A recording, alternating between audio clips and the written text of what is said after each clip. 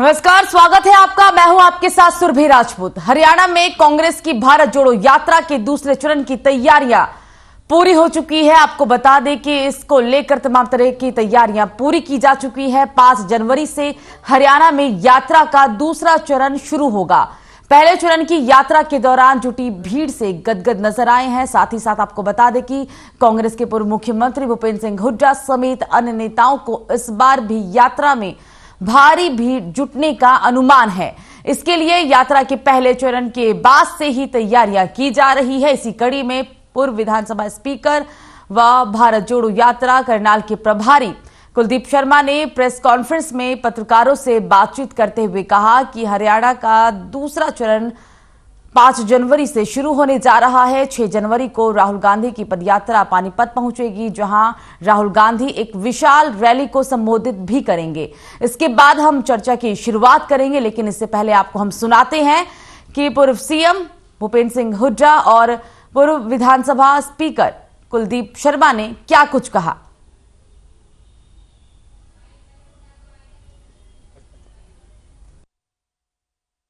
यही एक वो है जिसमें हरियाणा फुल स्पीड से चल रहा है। बढ़ावा ही है।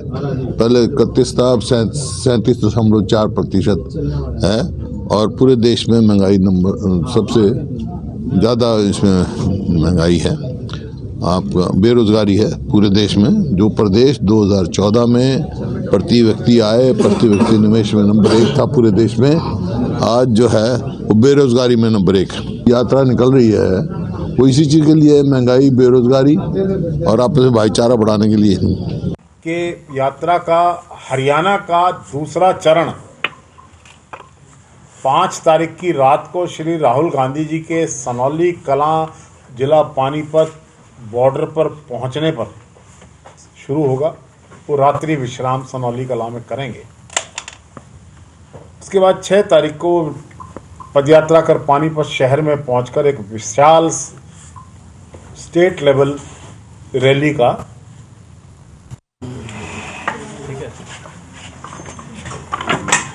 कैसे हो आप लोग? Happy new year. और भाई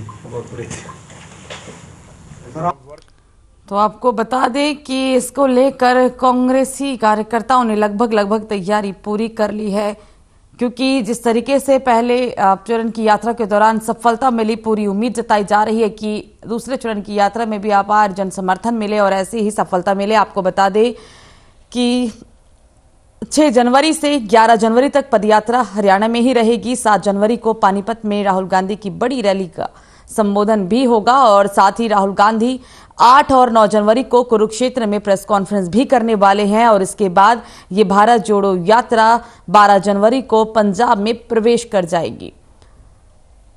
और इसको लेकर जैसे कि हमने आपको शुरुआत से ही बताया है कि कई तरह की तैयारी है। राहुल गांधी की भारत जोड़ो यात्रा का अगला चरण शुरू होने से पहले सोमवार को कांग्रेस ने एक नया टाइटल सॉन्ग भी जारी किया था और इसके बोल हैं कि अब नहीं तो कब नहीं, अब नहीं तो कब, ये उनका टाइटल सॉन्ग था। और कांग्रेस ने भारत जोड़ो यात्रा की ट्विटर हैंडल के जरिए ये गीत शेयर करते हुए लोगों से अपील भी की है कि वो देश को एक करने की अलख जगाएं।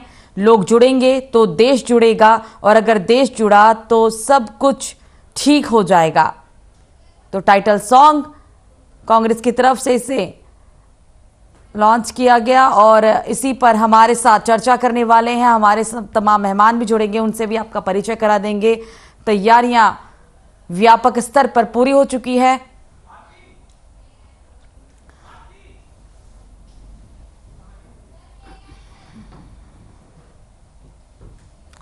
और इसी पर चर्चा करने के लिए हमारे साथ हमारे तमाम मेहमान जुड़ गए हैं। सबसे पहले उनसे आपका परिचय कराते हैं। भूपेंद्र सिंह गहलावत बीजेपी प्रवक्ता हमारे साथ जुड़ चुके हैं और विजय कौशिक कांग्रेस प्रवक्ता, साथ ही साथ रजवंत सिंह जहीनवाल इनेलो प्रवक्ता, ये तमाम हमारे साथ मेहमान जुड़ चुके हैं। आप तीनों का ही सबसे पहले मैं स्वागत करती हूं। जी, आप तीनों को ही मेरी आवाज आ रही है? जी, चर्चा की शुरुआत करूंगी और मैं सबसे पहले आऊंगी भूपेंद्र जी आपके पास।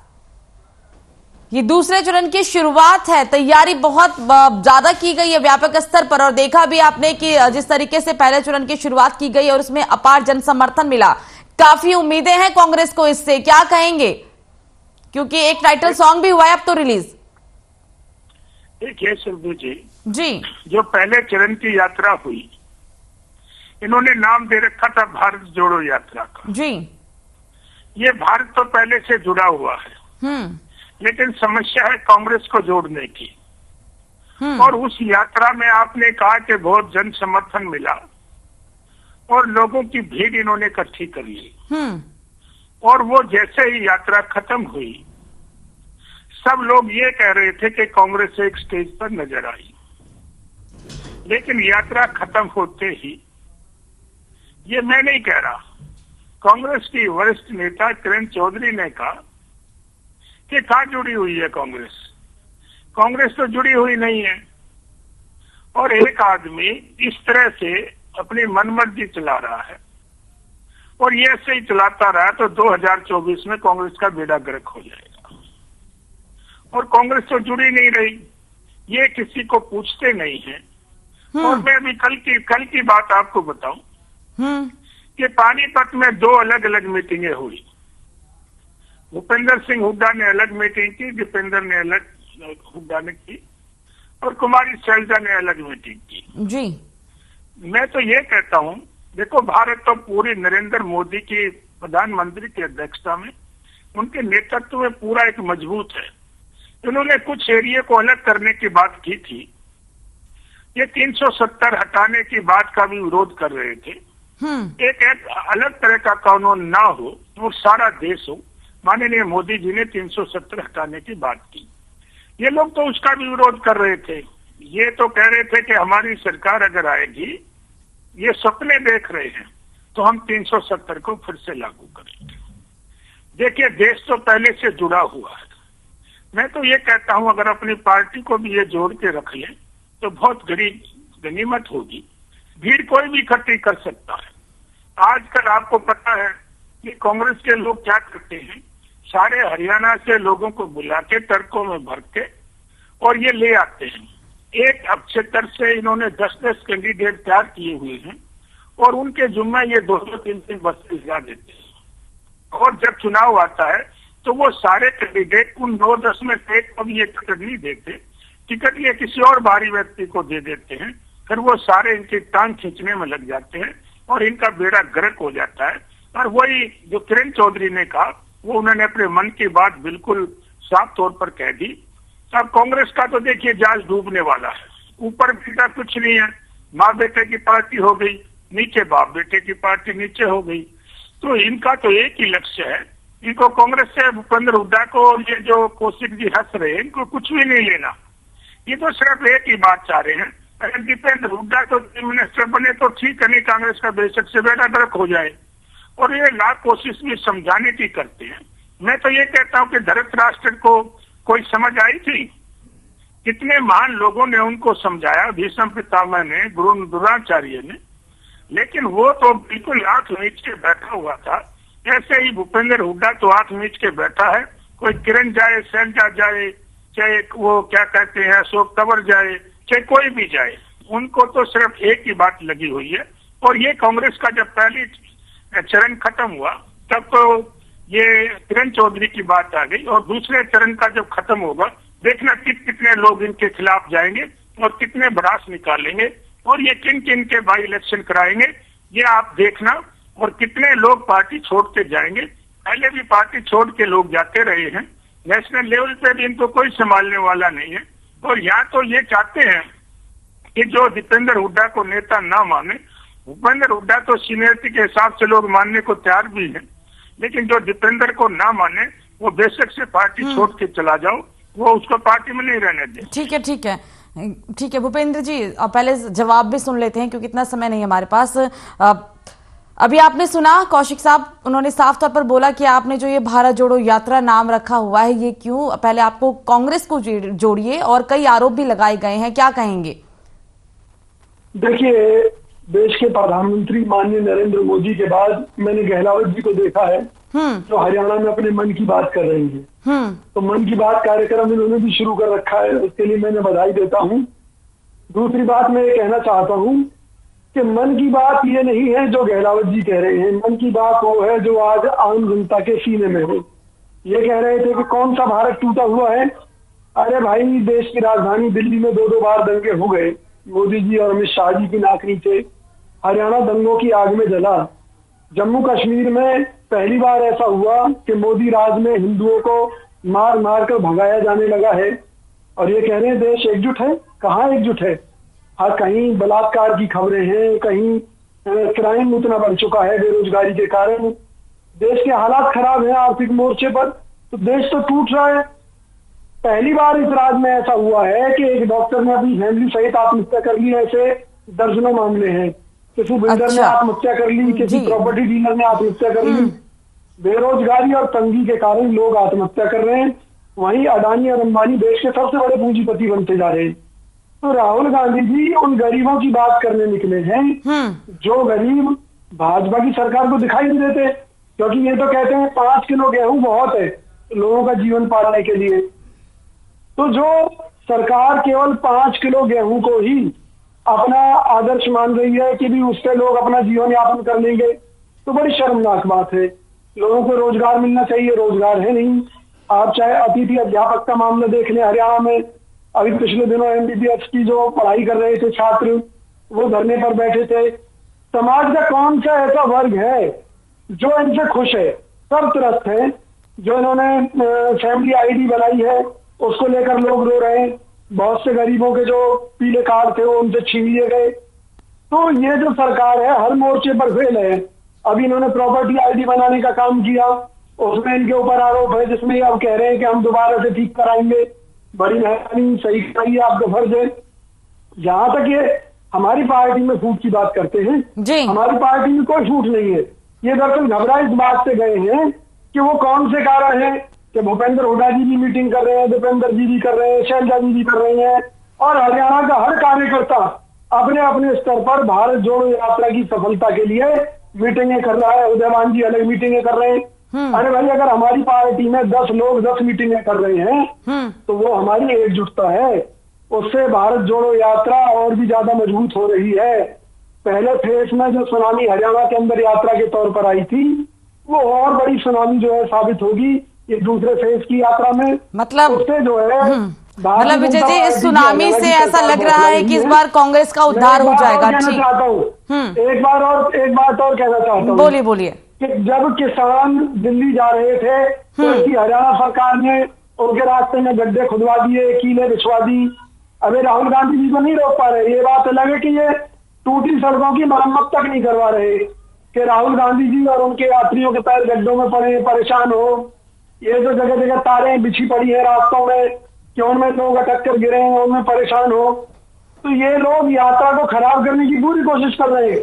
ऐसा कौशिक साहब, ऐसा नहीं है कि सिर्फ वो समस्याएं दिल्ली में ही है। अगर कई ऐसे राज्य है जहां पे ऐसी समस्या मिलेगी, ये टॉपिक नहीं है हमारा। ठीक है, हमारे साथ एक और मेहमान है रजवंत जी, उनसे भी पहले जान लेते हैं, उसके बाद आप दोनों के पास आएंगे फिर से।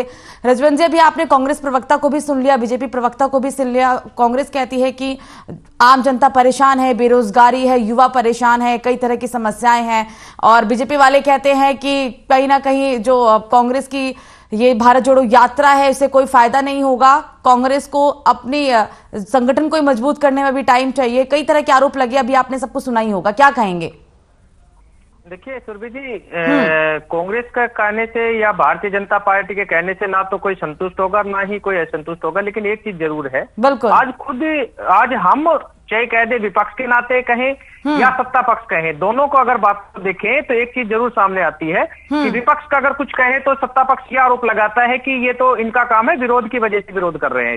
लेकिन हकीकत में अभी विधानसभा सत्र जो चला था तो आपने उसमें देखा होगा कि सत्ता पक्ष के विधायकों ने भी सरकार को कटघरे में खड़ा करने का काम किया है।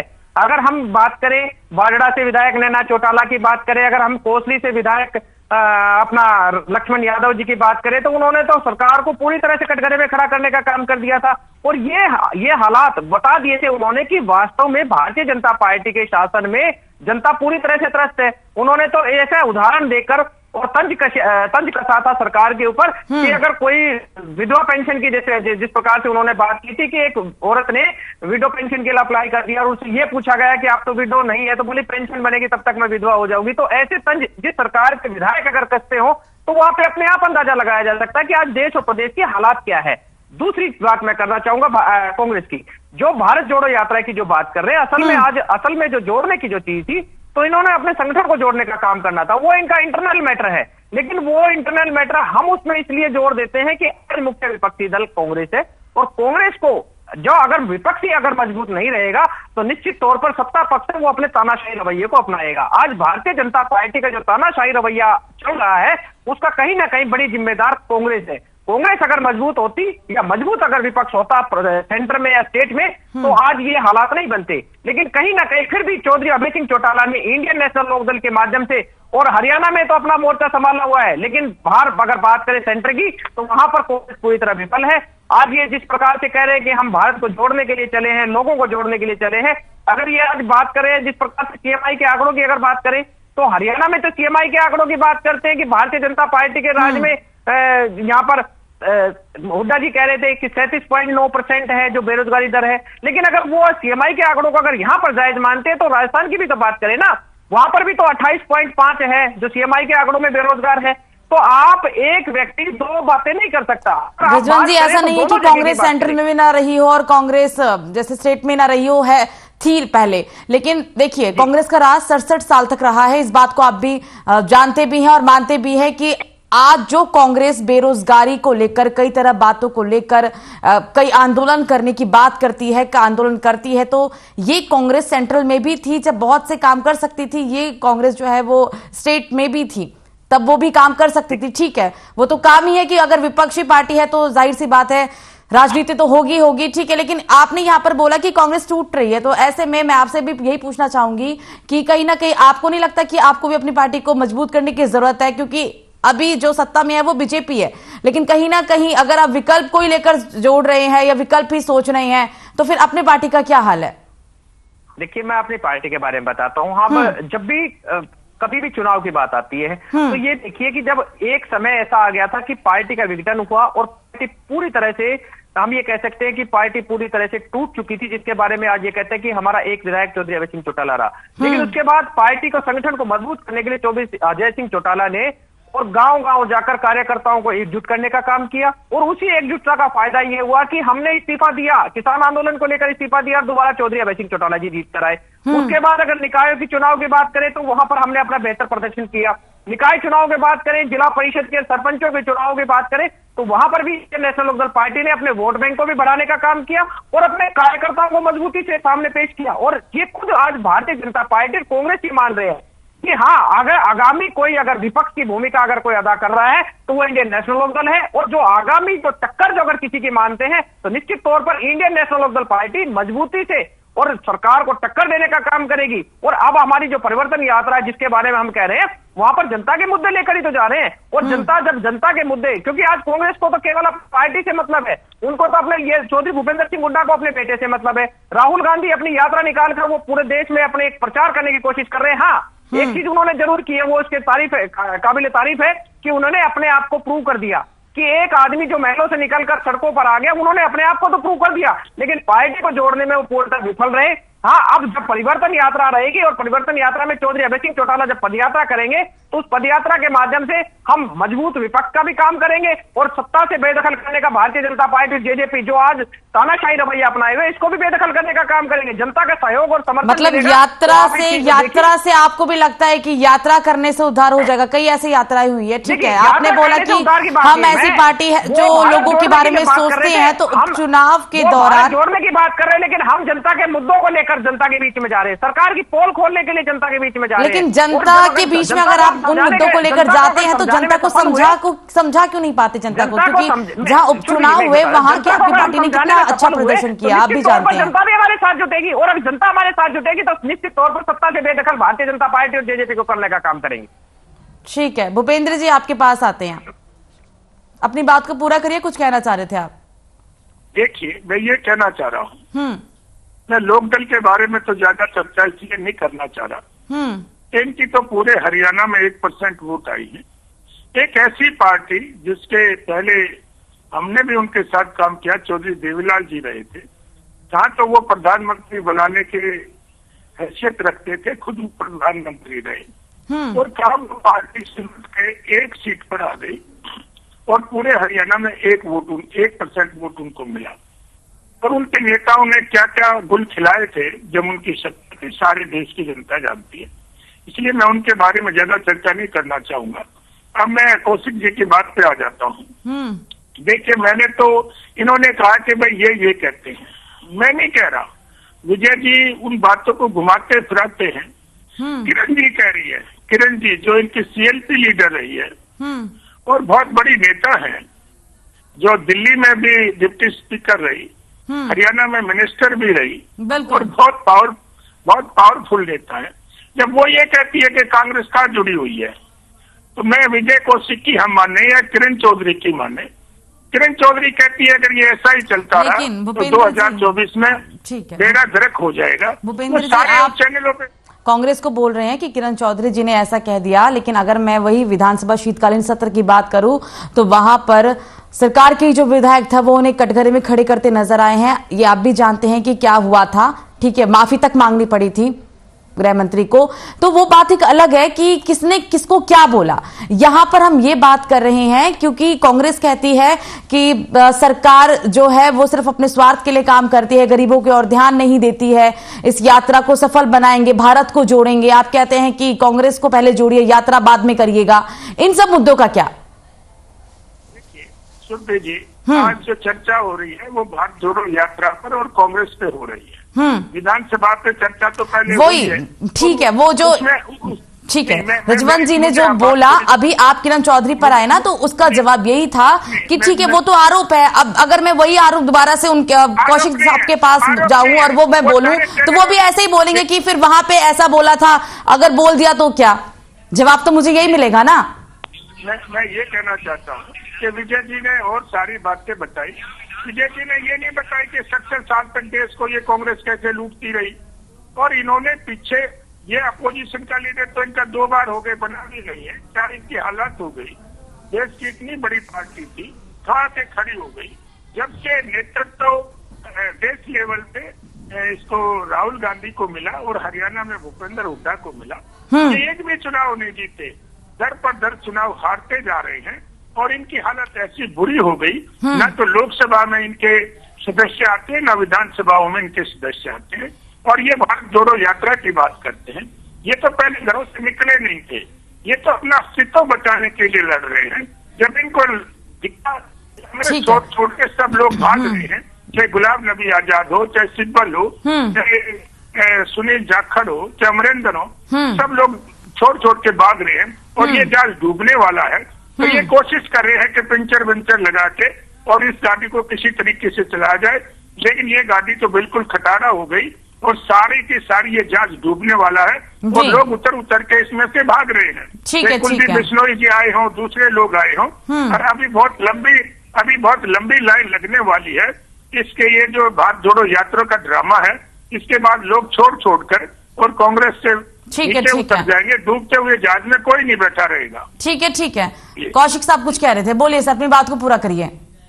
अभी गहलावत जी कह रहे थे कि 70 साल कांग्रेस ने देश को लूटा है। मुझे लगता है कि इनको बादाम खाने चाहिए। 67 बोला था उन्होंने, ये 67 साल जी। तो इन्हें इनकी याददाश्त में दुरुस्त करना चाहता हूँ पूरे आदर के साथ कि 49 वर्ष इस देश में कांग्रेस का शासन रहा है और मैं दावा करता हूँ कि पंडित जवाहरलाल नेहरू जी के ऊपर एक उंगली नहीं उठा सकता, उनकी ईमानदारी को लेकर, उनकी देशभक्ति को लेकर। ठीक है, उनके कार्यकाल में उन्हें एक धोखा मिला था चाइना के साथ और उस धोखे के कारण उनके प्राण चले गए थे, मतलब वो सदमे से उबर नहीं पाए थे, ये इतिहास है।